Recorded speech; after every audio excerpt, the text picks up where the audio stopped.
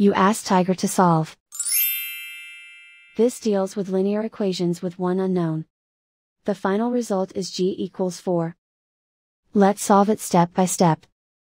Group all constants on the right side of the equation. Add 4 to both sides. Group like terms. Simplify the arithmetic.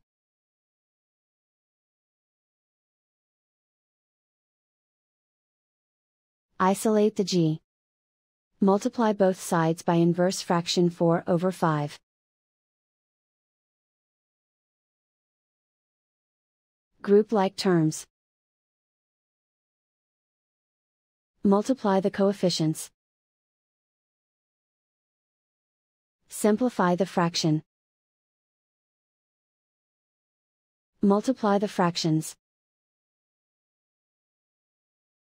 Simplify the arithmetic. And so the final result is g equals 4.